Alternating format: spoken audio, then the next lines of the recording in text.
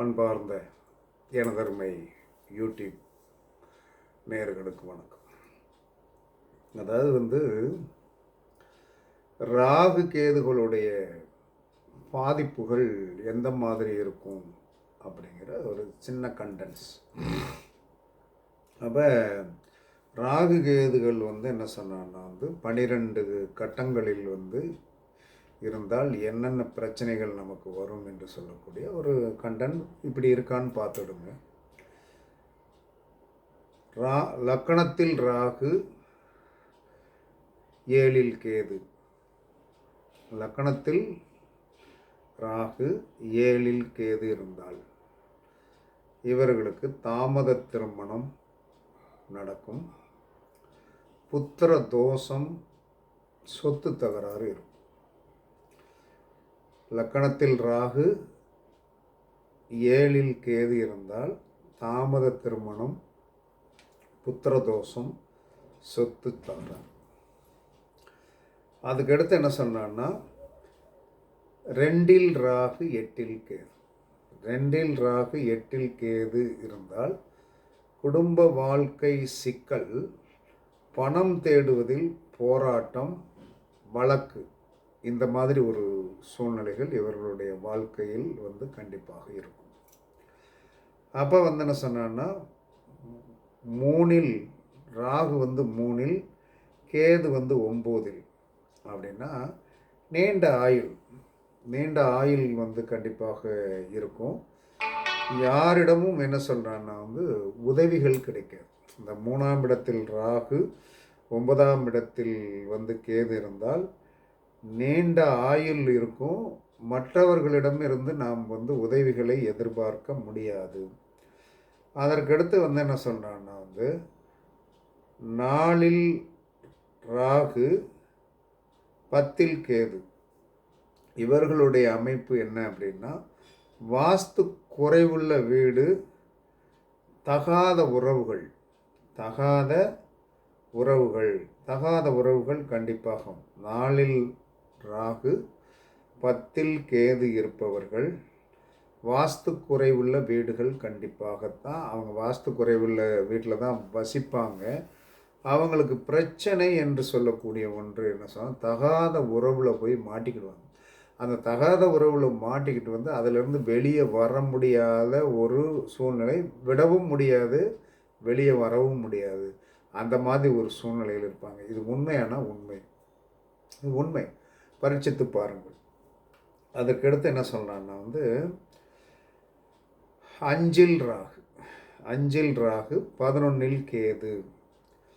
புத்திர தோஷம், ஆண் பிள்ளைகள் கிடைக்காது என்று சொல்லியிருக்காங்க. அப்படி ஆண் பிள்ளை கிடைத்து விட்டால் அதில் ஏதாவது ஒரு பிரச்சனை. சில நேரங்களில் என்ன சொன்னோன்னா ஜோதிடம் நம்ம ஒன்று சொல்லுவோம், அது ஒரு பக்கத்தில் கோணத்தில் இயங்கிட்டு இருக்கோம். ஆனால் அந்த கண்டென்ஸ் அதுக்குள்ளே தான் இருக்கும். ஒரு ஆண் பிள்ளை கிடைக்காதுன்னு சொல்லிட்டோம் சார். நீங்கள் என்ன சொல்லுவீங்க? சார் எனக்கு ஆண் பிள்ளை இருக்குது. சரி, அந்த பிள்ளையால் உனக்கு என்ன பிரச்சனை அப்படிங்கிறத நம்ம தெரிஞ்சிட்டோம்னா அதில் நமக்கு பிரச்சனை இருக்கும். ஆரோக்கிய குறைபாடு இருக்கும். அதாவது என்ன சொன்னான்னா 5ல் ராகு 11ல் கேது இருப்பவர்களுக்கு புத்திர சோகம் அப்படின்னு ஒன்றும், ஆண் பிள்ளை இருக்காது அப்படிங்கிற ஒரு சோகம். அப்படி இருந்தால் அதிலும் பிரச்சனை இருக்கும், ஆரோக்கிய குறை இருக்கும். அதற்கடுத்து 6ல் ராகு 12ல் கேது அப்படின்னா செல்வம், அரசியல் தொடர்பு கிடைக்கும். 6ல் ராகு 12ல் கேது, செல்வம், அரசியல் தொடர்பு கிடைக்கும். அதற்கடுத்து 7ல் ராகு 7ல் என்ன சொல்கிறான்னா 1ல் கேது. திருமண வாழ்க்கையில் பிரச்சனை. 7ல் ராகு 1ல் கேது. 7ல் ராகு 1ல் கேது அப்படின்னு சொல்லி வரும்போது என்ன சொல்லலான்னா திருமண வாழ்வில் பிரச்சனை, கெட்ட சவகாசம் கிடைக்கும். அப்போ என்ன சொல்கிறான்னா ராகு அதுக்கடுத்து ராகு 8ல் கேது 2ல். ராகு 8ல் கேது 2ல் கடன், ஆரோக்கிய பிரச்சனை, ஆரோக்கிய பிரச்சனை, தூக்கம் சில நேரங்களில் இவங்களுக்கு வராது. இது ஒரு தோஷமான அமைப்பு. அதற்கடுத்து என்ன சொல்கிறான்னா ராகு 9ல் கேது 3ல், ராகு 9ல் கேது 3ல் தந்தைக்கு கேடு. 9ல் ராகு இருந்தால் தந்தைக்கு கேடு, பிதிர்தோஷம், பிதிர்தோஷம் அப்படின்னு சொல்லியிருக்காங்க. கண்டிப்பாக இது உண்டு.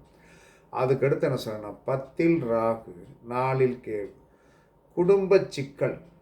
அப்போ குடும்ப சிக்கல், பேச்சால் கேடு, தொழில் போட்டி, பேச்சால் கேடு, தொழில் போட்டி கண்டிப்பாக இருக்கும்.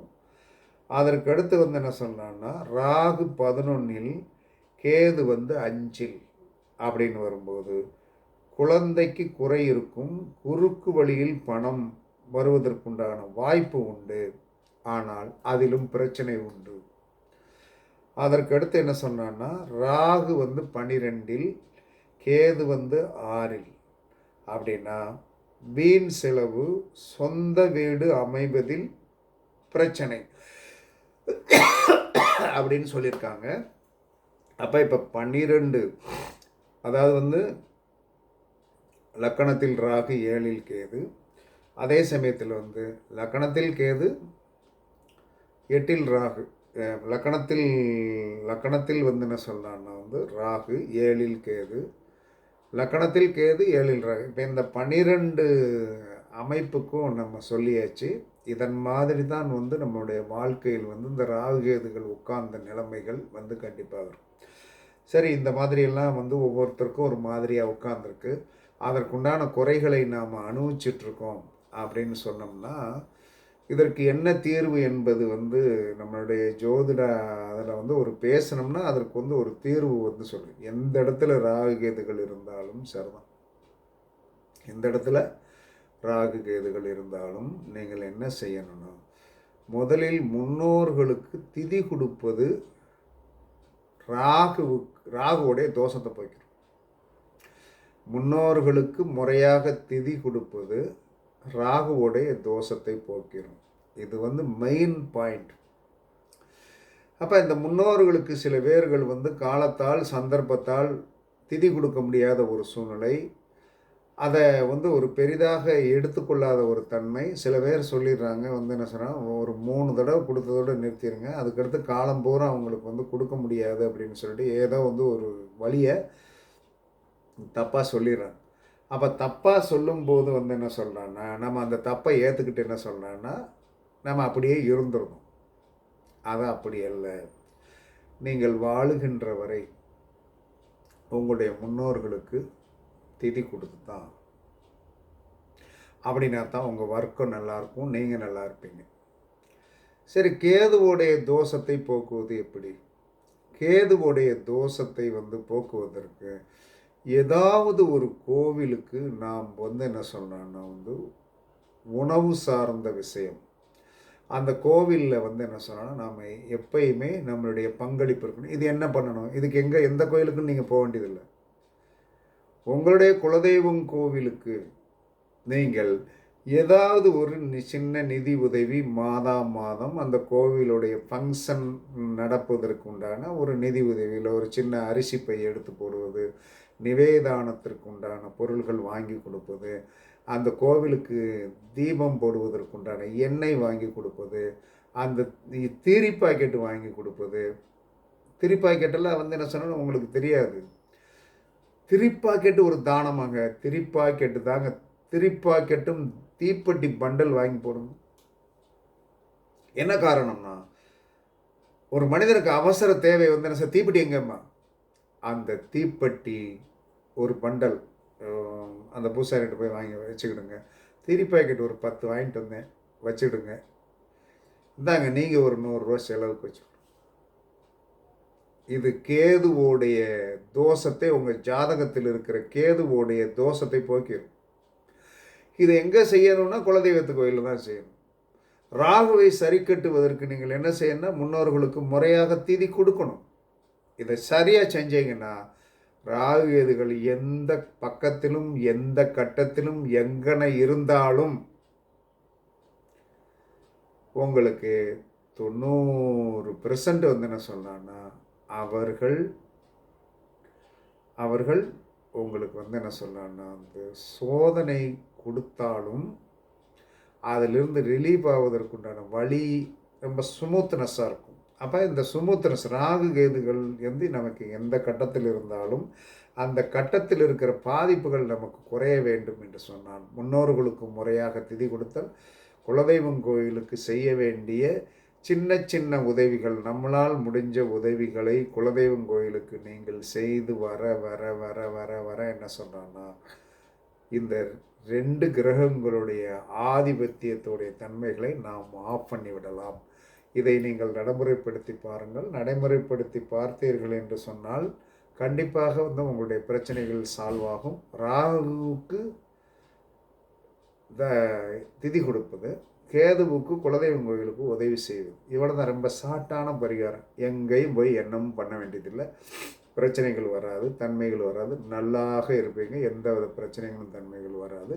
இதை நடைமுறைப்படுத்துங்க. இதுதான் 12 கட்டங்களில் வந்து என்ன சொல்கிறான்னா ராகு கேதுகள் வந்து என்ன சொல்கிறான்னா வந்து 12 கட்டங்களில் இருந்த பலன்கள் இது தான். இதை மீறி வந்து ஒன்றும் அதை செஞ்சிடாது. இதற்கு தீர்வு என்பது நான் சொன்ன விஷயம் என்னன்னா திதி கொடுத்தலும் குலதெய்வம் கோயிலுக்கு உதவி செய்யலாம். இதை ரெகுலராக செய்யுங்க. கண்டிப்பாக உங்கள் வாழ்க்கை மாறும், வெற்றி பெறுவீர்கள் என்று கூறி உங்களிடமிருந்து விடைபெறுவது சிப்பிப்பாறை ஜோதிடர் ஆதி ராகவன் ஜெயபாலாஜி. சுகமே சூழ்க, சுகமே சூழ்க. வாழ்க வளமுடன், வாழ்க வளமுடன். வணக்கம், வணக்கம், வணக்கம், வணக்கம்.